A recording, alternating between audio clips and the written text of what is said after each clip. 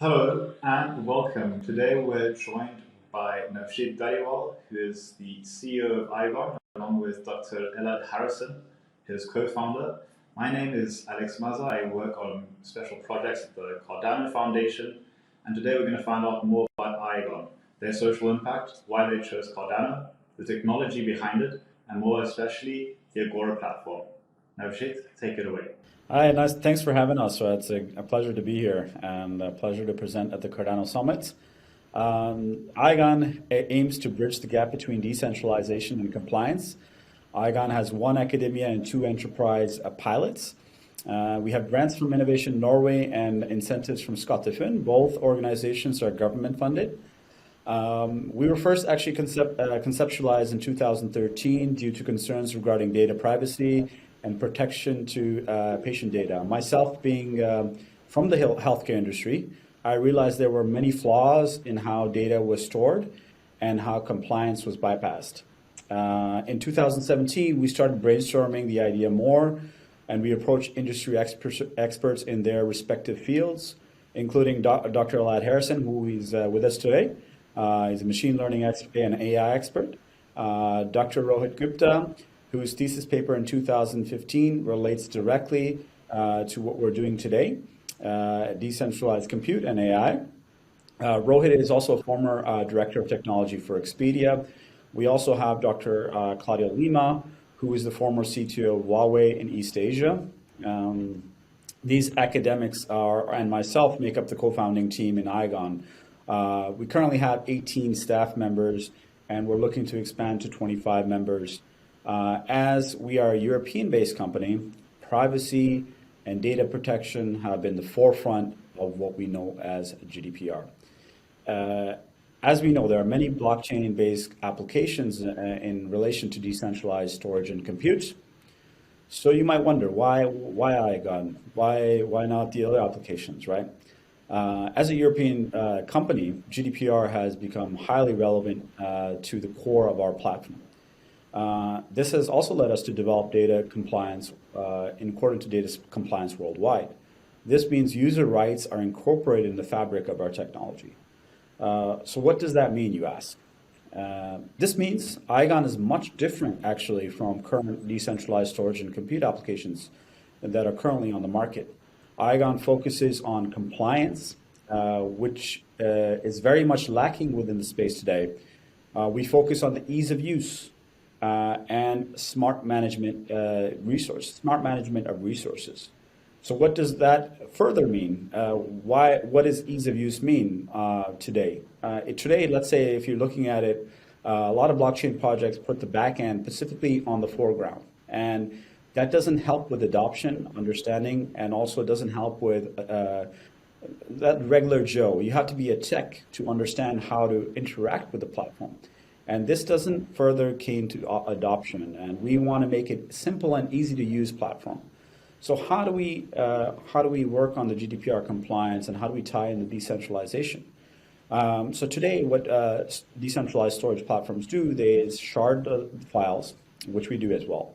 We encrypt, which other platforms do as well, and we spread it randomly across to resource providers. And that's what other platforms do too. What we do differently is we do the smart management of these resources. So instead of spreading the shards randomly or the tasks and compute tasks randomly, we allocate them according to the user's settings. So the end user needs are met accordingly. So we learn the behavior of resource providers in terms of performance, availability, trustability, location, and we can even learn the behavior in terms of if the resource provider is using renewable energy. Why does this matter? This matters because for the end user, if they want, let's say, to be GDPR compliant, we're only sending out those shards or those tasks to EU resource providers. Furthermore, if they want to be green, we're only allocating to these tasks and shards to data centers or resource providers that are using renewable energy. And this is the premises in terms of how we are different in terms of ease of use and being compliant in a smart way. In terms of ease of use, we can't highlight that more. We wouldn't want to take away from the centralized solutions like, for example, Google Drive, Dropbox, that have a simple interface that's easy to use and understandable. We don't want to take away from that. We just want to add to those applications and make them more decentralized and give the users their rights back in terms of data storage. We take it a step further even. So now we're working with a pilot customer to track the compliance of each file in a live setting.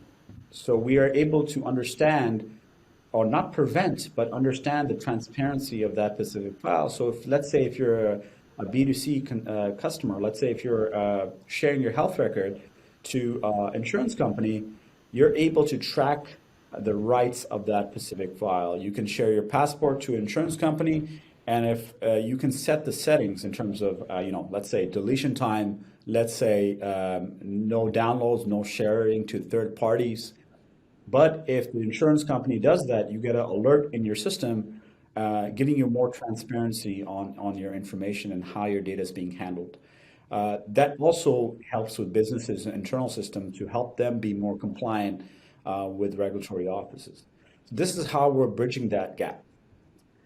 Also, now we're pleased to announce the new ecosystem here at Cardano Summit called Agora. The name Agora comes from public space in ancient Greece, which is the birthplace of democracy. This aligns very well with the ethos of Cardano and the strength of the Cardano community. And I'll hand it over to Elad, our co-founder, to explain more. Thank you very much. So the idea of introducing Agora, of which we are very excited to bring to the community, has actually emerged when we thought about sharing publicly different files and knowledge and sources of information by everyone.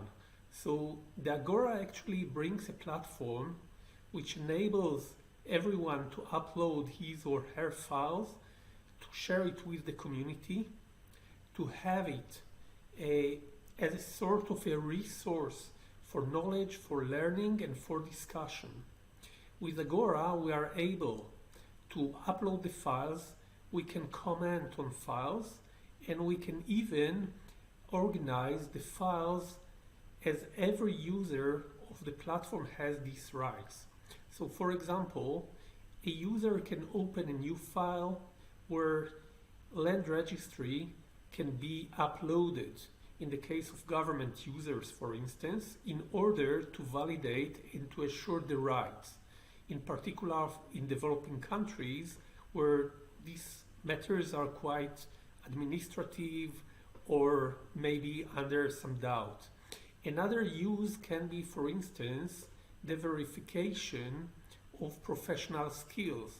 So think that unfortunately in our world we have huge displacement of refugees due to disasters, catastrophes, and wars. And doctors or engineers are being displaced without their certificates, without their diplomas, and have to work in underqualified professions. And as a result, by uploading their certificates to the Agora, if any situation emerges or on a regular basis, they can provide a proof of their skills and start their life with high quality, which adheres to their qualifications everywhere worldwide. So these are two applications which we see, and of course we see other applications. For instance, journalists can upload materials in regimes where the regulation or a tyranny may prevail. Other situations may be situations where people would like to share ideas with the community and so on and so forth.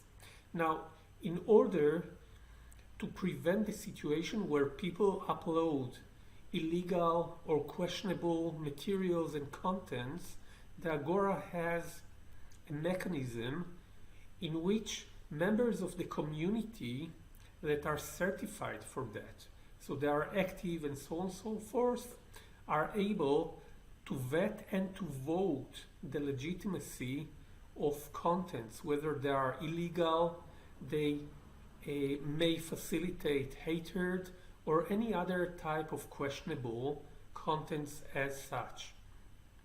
Additionally, we have a report mechanism which incorporates artificial intelligence in order to learn the voting behavior or the indication behavior of legitimate versus illegitimate materials. So we would like to remove or to question only illegitimate materials, and therefore this mechanism tracks the behavior of reporting and therefore prevents an integrated attack of users, a coordinated attack on some files or some contents which are actually legitimate. And this is done by the development of the AI algorithm, as I mentioned. So in general, the Agora platform is a platform that facilitates open discussion, it facilitates liberalism and democracy worldwide, and it facilitates also the quality of life for many people that have to share, have to certify their information.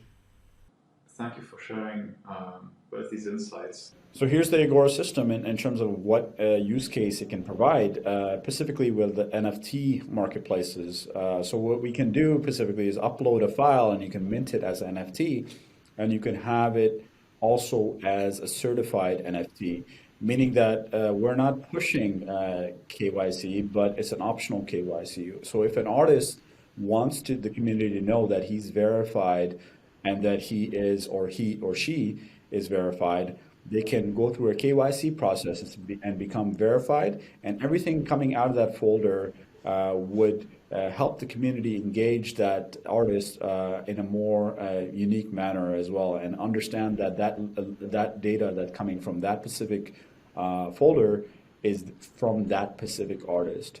That way also it eliminates any copyright issues, also eliminates any copycats as well.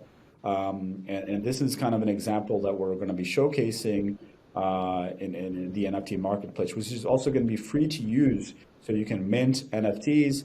Obviously, you have to pay the contractual price for that NFT, but you can mint them and also sell them on the platform. And you can also, Eigen takes no commission as long as the user is a verified user and is staking on the platform. Eigen tokens, he's free to use the platform, and in terms of no commissions involved. Fantastic. And one of these topics in Cardano has been NFTs for quite a while, and it's heated up quite a bit recently. But what you're doing is really going beyond just artistic value, but really providing real-world use cases. Could you share a little bit more why Iagon chose Cardano as a platform to expand on? Sure, I can highlight high level, and then I can also hand it over to Alad. So one of the biggest reasons we went for Cardano is there's a few, let's say, similar attributes that Cardano has with Iagon. One is it's academia driven. We are focusing, Rohit's, for example, thesis work is back in 2005, which relates exactly to what we're doing today. So a lot of our base work is work on research papers and going through the steps to make sure that the platform is secure before releasing it prematurely. The other thing is that Iagon wanted to focus on full decentralization to every aspect, meaning storage, compute, and also the AI. So every aspect is decentralized, and we know that Cardano is one of the most decentralized blockchains out there. So this is also another similarity. We were actually exploring Cardano back in last year because they weren't ready yet. We weren't fully comfortable accepting them, but this year they have done very well on the progress, and there's a lot of other attributes that we have. Iagon wanted to be on Cardano because of other certain things, for example, transactional speed, transactional costs, interoperability. And those are other reasons that we wanted to be on Cardano as well. And also, we understand that Cardano is very community driven. Maybe Alad can highlight why Cardano as well.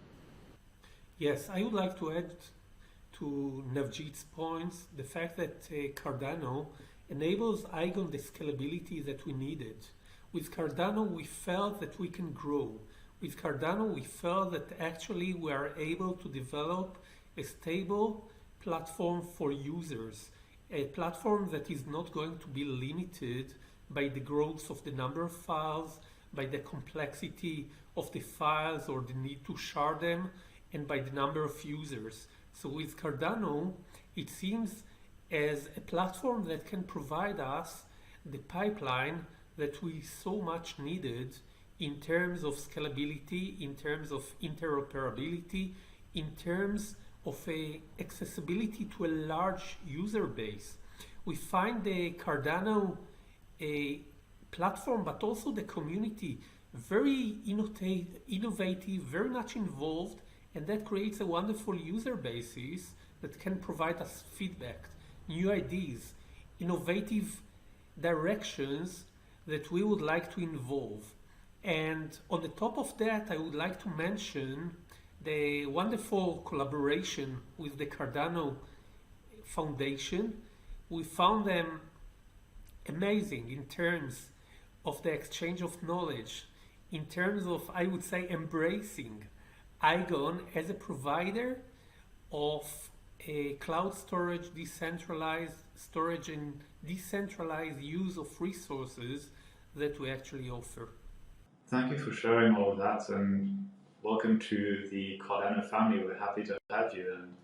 And maybe the question I'd like to ask a bit about the community is you run a decentralized cloud system.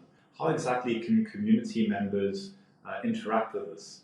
So there's plenty of ways we can interact. So right now, you have to remember that the storage solution is live, so you're able to use and interact with it as we speak and give us feedback on what issues or any problems that you're facing.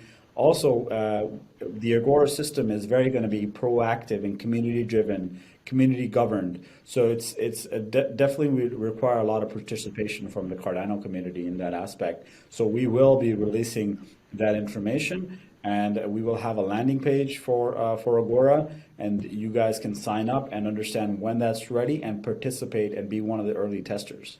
Fantastic. And do you have any closing words for the community about a way forward or plans for the future? We're excited to partner with Cardano Foundation. We appreciate the amazing support that we continue to receive, and we encourage you guys to follow us on Twitter at Iagon Official.